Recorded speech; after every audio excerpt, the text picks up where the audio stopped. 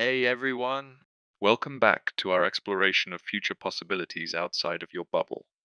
In today's story, we explore future farming landscapes across Europe, where climate change isn't just a challenge, it's a catalyst for innovation and resilience. Up in the north, they're welcoming the warmer temps with open arms, with possible extended growing seasons, combined with new crops and precision agriculture. But let's jet over to the south for a second, where the story flips. Battling against the relentless sun, the threat of turning into a desert, and extreme water scarcity, we can rewrite the playbook different from the greenhouses in Almaray. More sustainable, self-sufficient in energy and water, vertical farms are popping up, saving every drop of water and, at the same time, increasing local food production. And powering these green towers? Again, self-sufficient.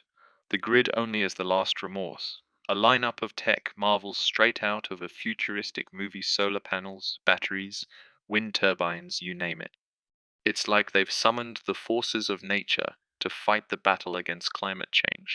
Water scarcity? It's more like an opportunity to showcase human ingenuity. But hey, don't get too cozy. The path to this green utopia is littered with hurdles, sky-high costs, a hunger for energy, and tech that's as complex as a space shuttle. Yet, may it be the future. Can these green revolutions transform the very essence of farming in Europe? Grab your coffee and join me as we dive into this story. Somewhere in Portugal, 2034. Marta squinted at the relentless Portuguese sun, its glare bouncing off the cracked earth. The cube, a stark white monolith that stood out on the barren landscape, gleamed mockingly. Withered vines, like skeletal fingers reaching for salvation, contrasted sharply with the building's sleek steel and mirrored surfaces. This symbol of progress, she thought, felt more like a desperate plea in a region ravaged by drought, a stark contrast to the traditional landscape it now dominated. Marta Gimnez, her eyes reflecting the steely glint of the cube, surveyed the crowd. Years spent amidst the plastic greenhouses of Alma A had instilled in her a fierce determination to find a sustainable solution. Unlike the others, she craved not just bountiful harvests, but a way to achieve them in an even more sustainable way. Stepping into the cube, a futuristic oasis unfolds. Lush greenery thrived under a soft glow, defying the harsh sunlight outside. Hydroponic and aeroponic plants, their roots a tangle of delicate threads, defied gravity, nourished by a precise mist. A gentle hum filled the air, a harmony woven from the silent dance of solar panels, soaking in the sun and wind turbines swaying in the breeze. Below, on the ground floor, a supermarket and community gathering space soon filled with life. Here, technology and nature coexisted in an intricate ballet. The grand opening of the cube is a spectacle that ignites hope and fuels ambition. Guests from diverse walks of life converge to witness the unveiling of an AI-powered system that promises to use 95% less water than conventional agriculture. 950 solar panels on the building itself make the cube a shining object from a science fiction book. The vertical axis wind turbines, planted like trees at different heights, underline these impressions, which are modern yet cold and abstract. The cube pulsed with innovation. Genetically modified crops, their needs precisely calculated by an AI system, thrived under panels that drank in the sun's harsh glare. Even the CO2 breathed by the plants came not from burning fossil fuels, but from vast machines that snatched it directly from the air. The fanfare of the cube's grand opening had faded, replaced by a gnawing unease amongst local farmers and population. Led by the resolute Ana Rivera, their voices grew louder each day. They spoke of stolen water, the lifeblood of their land, diverted to a sterile giant. The specter of mass-produced, artificially grown crops, crashing market prices, loomed large, threatening their very livelihood. Worst of all, a chilling fear gripped them, the fear of being cast aside, generations of tradition bulldozed by corporate greed in the name of progress. They don't want another Almeria in their region.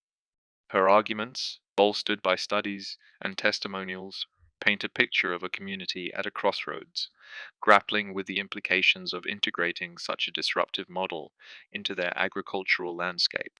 In the end, Anna calls for a boycott of the supermarket that is nested on the ground floor of the cube, threatening the concept of the harmonious integration of the community. Days turned into weeks, and the unease among the locals intensified. Then, as if on cue, the sky turned an ominous grey. The wind picked up, moaning like a restless spirit. Fear gnawed at Marta's stomach as the first fat raindrops splattered against the ground. This wasn't just a storm, it was nature's wrath unleashed.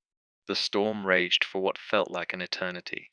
When the wind finally died down, Marta emerged from her makeshift shelter to a scene of utter devastation. The cube, once a landmark, lay in ruins. Tears welled up in her eyes as she surveyed the solar panels, once gleaming beacons of a brighter future, hung like broken claws against the relentless sun. An unsettling silence reigned, broken only by the mournful creak of the wind turbine, a skeletal sentinel swaying in the breeze. Yet, amidst the wreckage, a flicker of defiance remained, the 2 MW battery humming steadily. But beneath the surface, a more critical wound festered. The cube's lifeblood, its massive water tank, lay ruptured, hemorrhaging its precious cargo into the parched earth. Yet, not just this one, the atmospheric water generators, their hungry maw seemingly devouring the ever-precious energy reserves, are also damaged. Each lost drop was a hammer blow to Marta's spirit, mirroring the desolation that had settled over the once vibrant community. She watched on, her own vibrancy fading to match the barren landscape, as the people she'd hoped to uplift offered not assistance but a chilling silence. Then came the echo of Ana Rivera's voice, laced with a finality that sent shivers down Marta's spine. "This is the price of your progress." It resonated through the emptiness, a stark reminder of the fragile trust Marta had shattered, and that she cannot win alone here, but has to embrace the community around here fully. The weight of the accusation pressed down on her, a crushing burden that threatened to extinguish the last embers of hope. Faced with an impossible choice, Marta was forced into a deal with the devil.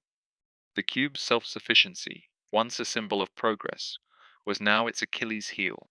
To repair the tank and the damaged atmospheric water generator, they needed specialized parts, components only available fast from a single, shadowy source, a competitor known as the Northern Provider. Rumors swirled around this corporation, whispers of a stranglehold on water resources across the region and ruthless business practices.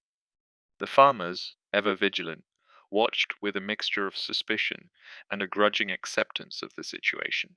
Marta does not want to end like the Northern Provider, who is hated and disgusted by the local population, and, for a path forward, offers a concession. The Cube would hold regular, open discussions with the community about water usage, transparency being the only weapon she had left to rebuild trust. The farmers, after much deliberation, also agreed on their side to collaboratively share this information, and add another gesture: they offered to share their knowledge of hidden water channels, veins of life that snaked beneath the parched earth. The cube's engineers, humbled by their limitations, set about devising ways to integrate these age-old methods with their advanced technology. As the cube hummed back to life, a sense of accomplishment hung heavy in the air, laced with a bitter aftertaste. The scars of the storm, both physical and emotional, remained etched into the landscape and the hearts of everyone involved. It was a stark reminder of the tightrope walk between progress and environmental responsibility. The victory felt hollow, a temporary reprieve in a larger battle that was far from over. The presence of the Northern Provider loomed large, a constant threat to the fragile peace. It was a chilling reminder that the fight for water had just begun, with open discussions now a crucial battleground for the community's future and its most vital resource.